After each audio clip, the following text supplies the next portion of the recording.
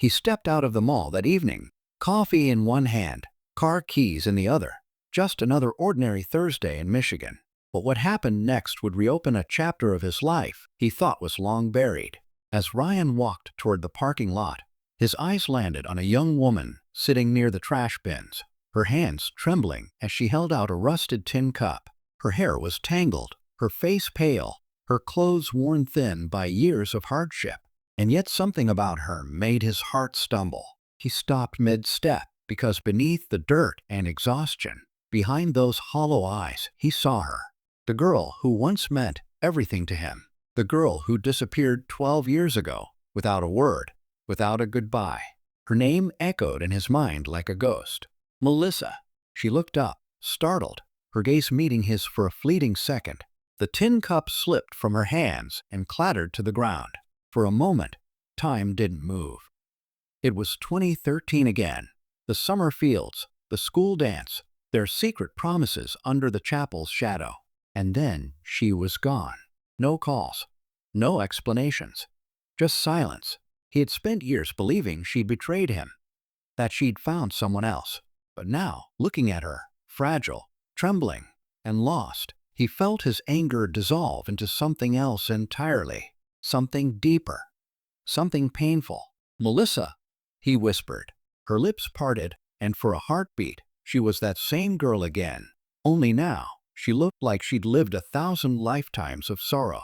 He wanted to shout, "Why? Why did you leave? Why did you destroy me?" But before he could speak, she whispered back, voice breaking like dry leaves in the wind. "I thought you were dead," he said. She gave a broken laugh. "In some ways I was." Ryan's chest tightened. 12 years of confusion and bitterness suddenly collapsed under the weight of that single sentence. He took a shaky breath. "Then tell me, why did you leave?" She hesitated. "Do you remember Joey, your little brother?" Her eyes glistened. "He died that night. I was supposed to be watching him. My mom was working late. I turned away for a second, and he ran into the street. I never forgave myself." Ryan froze. The world around him blurred. The cars, the people, the hum of evening life. For all those years, he had hated her for something she never did. She didn't leave him to be cruel. She left because she couldn't live with the guilt. Tears welled in her eyes. "I didn't think I deserved love after that. Not from you. Not from anyone." Silence hung between them. Then, slowly, Ryan reached out, his hand finding hers. "Come with me," he said softly. "What are you doing?" she asked. "Helping you like you once helped me believe in love." That night, he drove her to a small diner. She ate soup quietly, her hands still trembling as if afraid this warmth would vanish, too. He didn't press for more answers. He just listened to her pauses, her pain, and her slow return to life. "I've been everywhere," she murmured. "Bus stations, shelters, cleaning houses when I could. But every time things started to get better, the guilt pulled me back down." He nodded slowly. "You were 16, Mel. It was an accident. Joey wouldn't have wanted you to live like this." Her lip quivered at the sound of her old nickname. No one had called her that in over a decade. Ryan reached into his jacket and slid a small card across the table.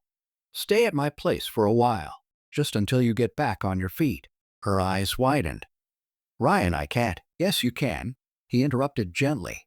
"Because maybe God wanted me to see you again today." She looked down, tears spilling over. "Why are you doing this?" He smiled faintly. "Because I never stopped loving you. I just buried it under all the pain."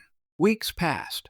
Melissa began to heal, physically, mentally, and maybe even spiritually. Ryan helped her find counseling, helped her rediscover small joys like morning walks and laughter.